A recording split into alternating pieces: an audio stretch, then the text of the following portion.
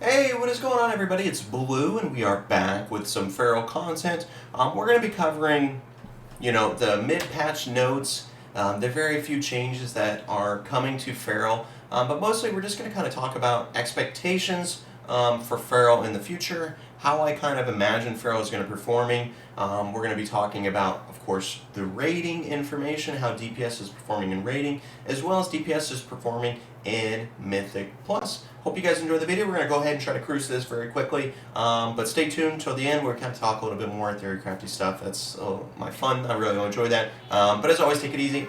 Peace. Blue, you're my boy!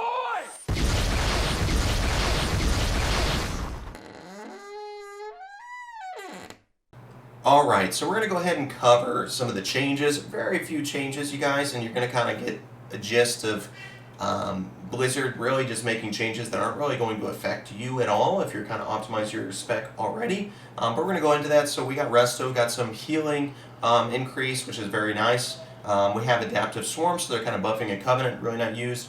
So damage and healing increased by 25%, and the effectiveness of your periodic effects increased by 25%, which is 5% more. And then, of course, if you're Boomy, it's a little bit higher. They gave you a 35% increase, which is nice for them. You guys know our bleeds really aren't performing very well, even with the Drought Legendary. This really is not going to be the Lego to go for, because it's not going to be a constant dot buff, right? Well, I guess how our dots work, possibly, I'm not sure. But still, you guys, the dots just are not performing well. That this is not going to be the Lego for us, but hey, nice that they buffed it for those few people that, hey, want to run it maybe, that are running it, so I'm sure they're happy.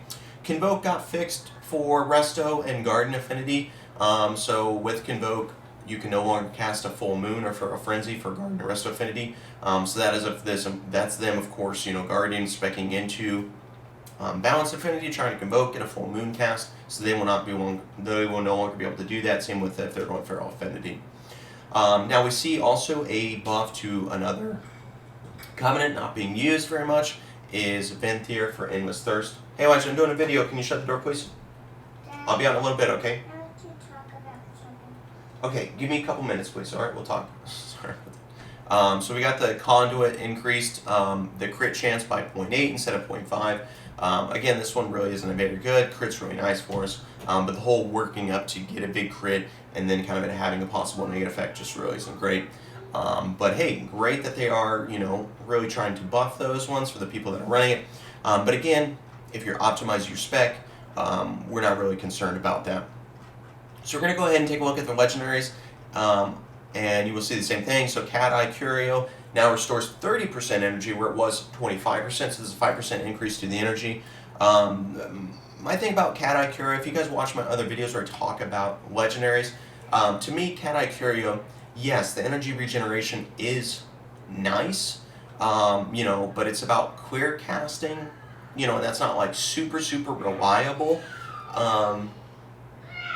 And then 30% of the energy cost. So if you say, you shred, which is your highest energy spender, with clear cast, you're not getting that much back, right? The whole benefit to Cat Eye Curio, I like to call it the burst legendary, and that it is a burst because you have a huge amount of energy that we wouldn't have that you can spend on specific spells. You can get a couple spells, maybe 1.5 spells out, 2 spells with regeneration, right? Out at once, which is some type of burst. And then, of course, if you have a lull or a time frame in between your next pack, then yeah, it is some type of burst legendary. Now, the energy regeneration is nice to be buffed, but it really isn't a huge thing. So there's that. Again, a not really used legendary. And then we increase Frenzy Band by 50%. So combo point generating abilities reduce cooldown of Incarnation / Berserk by 0.3 seconds, which is kind of cool, but in reality it really isn't going to be doing too much. And then they cause the target to bleed, or during Berserk, they cause the target to bleed for 150% of their damage over 8 seconds. So hey, you get an extra 150% over those 8 seconds of duplicated damage, per se. So that's really good, but still, this legendary performs very poorly. Now, I would be happy about this legendary being buffed, possibly if as a PvP player. Now the thing is, we need really burst as Feral in PvP, and we don't really have too much burst, and it's kind of unreliable because you could be like, hey, I don't want to be CC during my Berserk, which may happen. But if it doesn't happen, hey, this could be a good combination. As far as Cat Eye Curio, when we can wear 2 legendaries, I still think it's going to fall quite short and not very good. But those are kind of my ideas of the changes, you guys. Really nothing that's going to affect our gameplay. Even in the future, probably something that's not really going to affect our gameplay too much. But that's it. I want to go ahead and move on to Feral's performance. We are very lucky as Feral players because Feral's been performing very well at the beginning of the expansion, which is usually never the case, right? Usually we're kind of like quite the oddball out. We got to push really hard to be somewhat relevant, and that's not the case. I think that is because the change to Mastery in BFA, where Mastery now affects our bites, and then of course bites being larva damage. But you can see very well here, really cool Simcraft. They kind of put together, just the best gear you could possibly get, and then of course the perfect simulations, which are never going to happen for you or I. And then they just say, hey, these are how we see the specs comparing. And hey, Feral is on top, which is very good. So we see Feral here, and then we see Owl Weaving here. Now this is just popping into Owl when you're of Energy, by the way. And, casting a Sunfire, casting a whatever it is, I'm not sure. But there you go for that. So this is really cool. So we know that Feral is performing very well single target. Now I want to go ahead and move on to Wowhead. So Wowhead has been falling, which is it's really cool they do this. Occasionally, I think it's maybe every week or so, they're going to go ahead and look at the logs. It looks like they're doing 95 percentile of all the bosses in the raid. And they kind of judge and they say, hey, these are how the specs are performing compared to logs, which is a little bit, I like, really reliable compared to Simcraft, right? With this at least, because, we're probably going to be benefiting off of Warrior Shout, Enhanced Totem, stuff that probably isn't really going to happen to you, which may dip you down lower than, what is other ones. So I really like this. And what's also cool is they're going to show you, hey, from the last time we did this, Feral has dropped 3 rankings, right? Now I kind of want to give an idea of this, and some people may see this and they may be a little bit worried about Feral. Now I do want to let you guys know Feral is in a very good spot as far as rating is concerned, as far as this raid is concerned. Very good spot. Now I think you're going to continue to see Feral drop as more and more people advance into the raid, more and more parses are creating, and more people spend their time on the end bosses, right? So the thing about Castle Nathria is a lot of these beginning bosses are single target fights, right? And as a lot of people progress and the logs are created and a lot of people are spending their time at the beginning of the fights, Feral's going to look very well, right? Ultimore, maybe not. I would say this is an AoE fight. We struggle a little bit more. But a lot of these single target fights we're going to be doing very well. And this is 95th percentile, so it's the same as what Wowhead was using, right? Now Sun King, pretty heavy AoE. I don't know about these other Ferals, but I actually, start healing quite a bit. So I'm not going to, once I kill this, which we're progressing on it, I'm not going to help to these logs at all either. Probably worse than this, because I actually Heart of the Wild and try to heal. Now Artificer, you see us doing really well, which is really cool, so that's our fight, yay. Lady Irvine, or Nerva. Blood Council is going to be very bad for us, and you see our counterpart doing very well. So yeah, we're pretty bad. Sludge Fist, single target, you expect us to do very well. And then of course, Stone Legion, we're going to dip really hard. This is pure AoE. And then Certain Nathria is kind of an in-between, right? Where the single target really matters, but you got these other people that are going to be parsing higher because whatever. But here's something we're going to be talking about, you guys. This patch, this expansion, I foresee it being one of the biggest discrepancies Feral has had from AoE and single target, right? BFA, our single target was kind of okay, good, especially with the borrowed powers, your neck trade, and the random ability you got from your neck, I believe it is, to help us possibly say, hey, you can change it up to increase your AoE or single target, so it kind of helped that in between. But as of now, there's a huge difference between our bites and our primal wraths, and what does that do? well, it's going to really help. It's going to really make us struggle in AOE fights. Because in BFA there used to be a thing, and we'll talk about Mythic Plus here. In BFA and Mythic Plus, it was a pretty common occurrence where you're going to go into a fight, and depending on the density, right, you're just going to Primal Wrath, right, because your Primal Wrath dots, but it also has some type of AOE effect, right?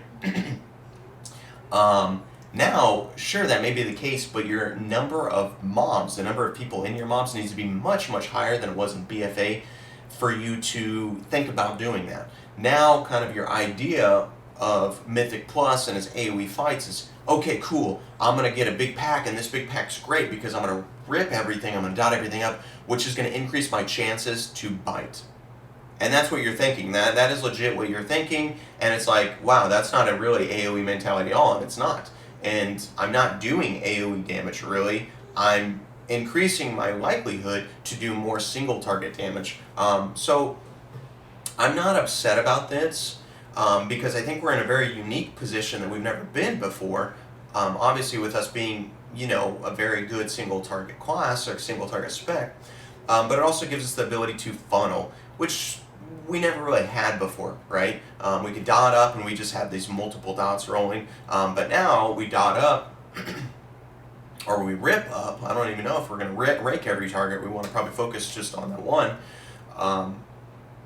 but we're going to increase our damage to that specific target, and I think that's a desired thing, and it's a fun thing. I'm rolling with it. I'm enjoying it. That's a niche situation we have. Unfortunately, we don't have AoE situation. We don't have any AoE at all, but we have that, and that's pretty cool. Now, I think what Blizzard is relying and intending with that is maybe they are, in the same situation where I am, where it's just like, yeah, we're okay with that. We're okay with Feral not being very good because they do fit a kind of a niche situation that not a lot of other specs do, and it is also performing very well in single target. And for them, they just might be, well, if you wanted to do good AoE and single target, play your Feral if you like Feral, and then switch to Boomy for AoE situations. Obviously, that's going to be the case for Council of Blood, right? If you're running a Feral and your Raid Reader knows you're a Feral and they look at these logs and they go back, dude, I don't know if you can boom me or not, but you need to do it, right? No, that's what I'm going to be doing if I get to this fight. But anyways, you guys, I see that being the case, that Blizzard's thinking that, or they're thinking kind of long term, and hey, Feral has a fix to this coming in the future, and that's going to be in the form of a pseudo fix, right? Not a real good fix, but that's going to be in the form of running two legendaries, running Apex Predator and Circle of Life. Now, Circle of Life is not going to be a big boost to our AoE, but it is going to help it more than what it is right now, right? And I still don't think that's going to make us great in AoE situations. It's going to make us even better at a funnel spec, but it is going to give us a little bit more oomph to our AoE. Now, the problem is about other specs, though. When other specs get a run to legendaries, are they going to get an oomph as well on their already strong AoE compared to us?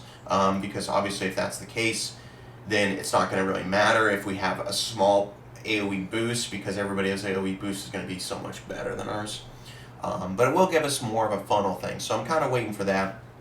But let's go ahead and take a look at Mythic Plus, you guys. I know there's some websites that kind of rate your spec as far as Mythic Plus. And I've seen those. I don't remember what they're called. I don't really care about those ones too much. But we're low, right? I don't know if we should be as low as they make us, but we're very, very low. And we do have some uses in Mythic Plus, you guys, but yeah, we were struggling very hard in Mythic Plus because of our AoE output is extremely poor. Basically, if you're running Feral in Mythic Plus, you're going to have to pop everything on AoE situations to not be crushed as much in the DPS meters, and you just have to kind of survive those AoE situations, trying to do as much as possible. And then when it comes to single target fights, that's kind of where your damage ratio starts making up for it. Possibly, right? Because some specs are still doing very well in AoE and single target. But we do have some very good situations where it's like, hey, on ad week, yeah, we're not going to be doing so well. We're going to be performing really bad compared to other specs.